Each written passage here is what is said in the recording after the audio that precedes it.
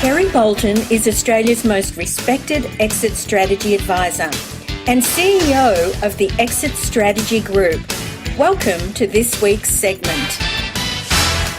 When you're looking at your business and the value that's actually in your business, only one measure, of course, is the financial results, the profits. But also another measure, and when you're thinking about it strategically, is your customer base.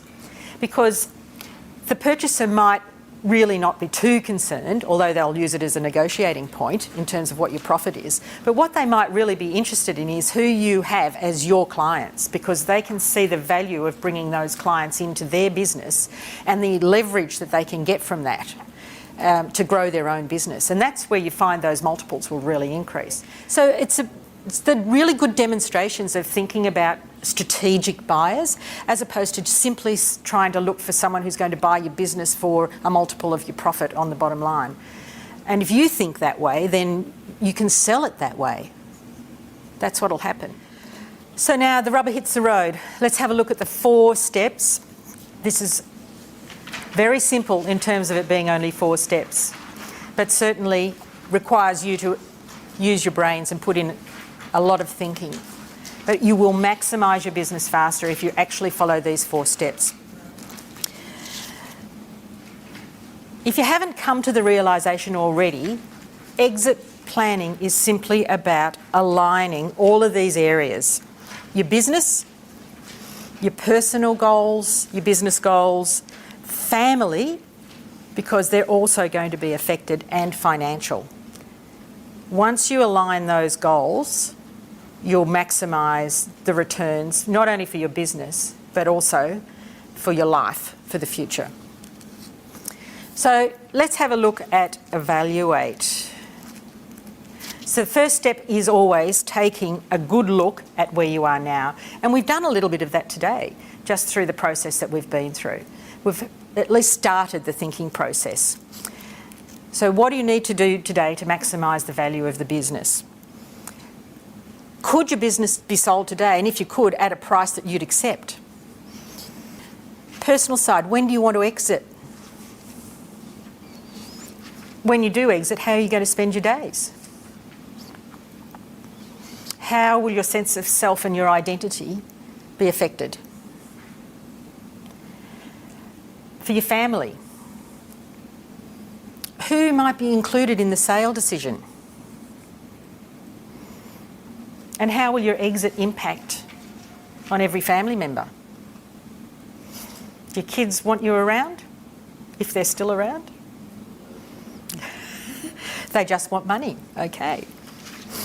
And then financially, okay, how much money do you actually need to live the life you want to lead? And what might you do to minimise your taxes for the future as well? So once you've identified all those goals, then you need to make sure that they're in alignment. So for as an example, if your financial goal was to sell your business for $50 million and your timing was to be out by your 66th birthday and you're currently 64, well, that is probably not likely. So you're going to have priorities and you have to recognise what's the most important, if that's the case. But if your goals are flexible, well, you can work around them and what needs to be achieved first. So there's variables in all of those. And of course there'll be outside market influences as well, and you have no control over those. So you would be wise to have some flexibility around the goals that you've set for yourselves. Next step is to explore. And here's where we empower you with the options and the in-depth knowledge that you can have for your succession and exit. So first of all, we'll have a look at all the external channels for your buyer. Could it be financial? Could it be strategic? As I said, both vertical or horizontal. Maybe it's an IPO. You're going to go public. That's always an option for exit.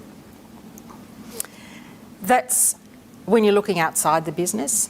Maybe there could be inside the business as well, and you look at the internal channels. It could be recapitalisation. Do you bring in an investor?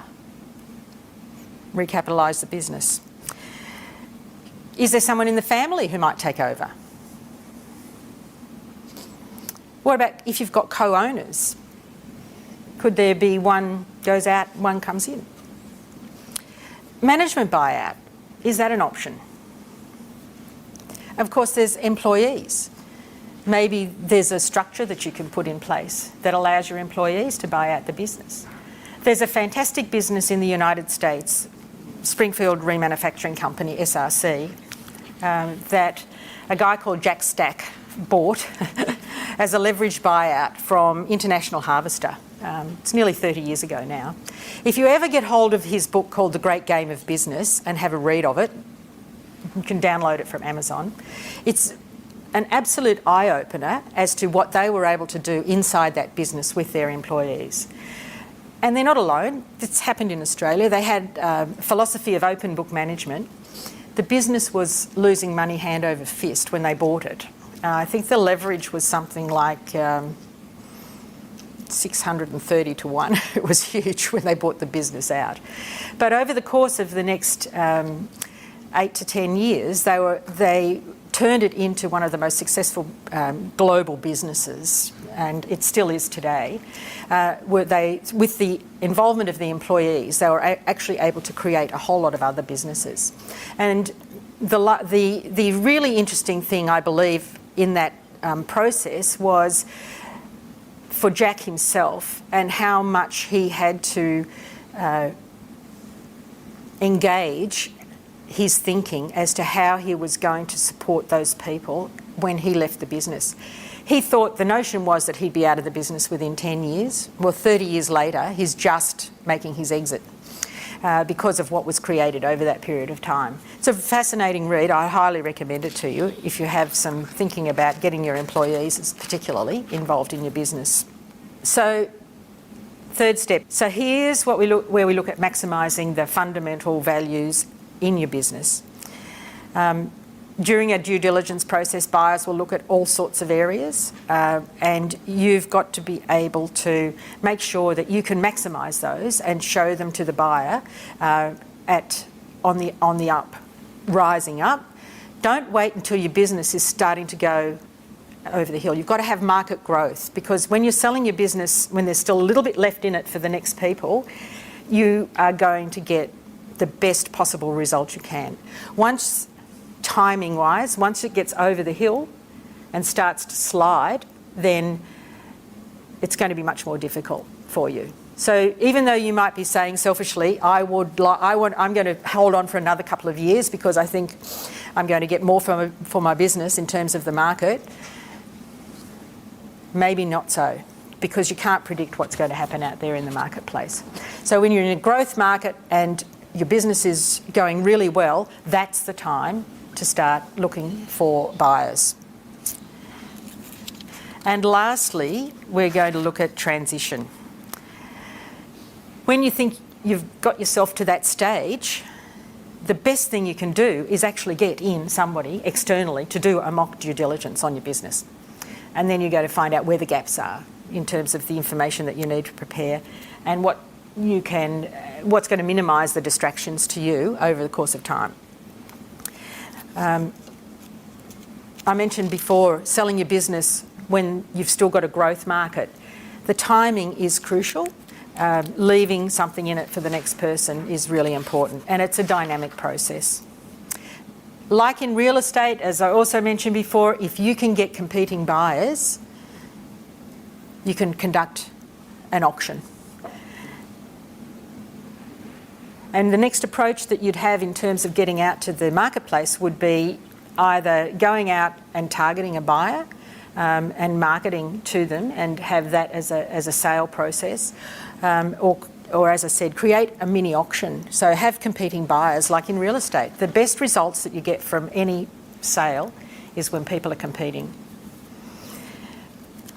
And I think it's really important that you're not under any illusion that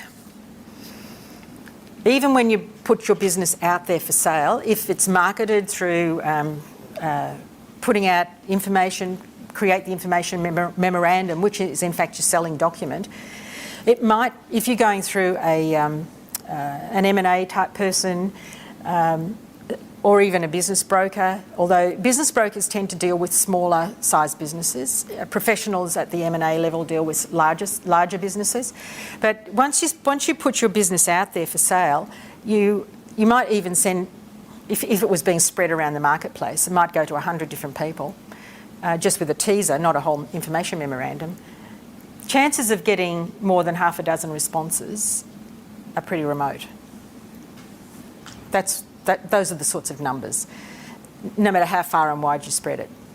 I was chatting with somebody just a few weeks ago who's now actually had their business on the market for 3 years. Well, that's not a sellable business. 3 years on the market is not a sellable business. That business has got to come back and be renovated, in order to make it saleable. So those are the 4 steps that you need to take: evaluate, explore, iterate, and transition. And I like this quote. The question isn't at what age I want to retire, it's at what income. Good old George Foreman. So now you've got a choice. You can set aside the time that you need to be able to get your business ready for sale. So you can take the information that I've given you today and you can stay where you are, or you can start to take some action and create the future that you want for yourself. If you don't have a copy of Kerry's new book, The Uncensored Truth About Exit Strategies, please visit freeexitstrategybook.com.au.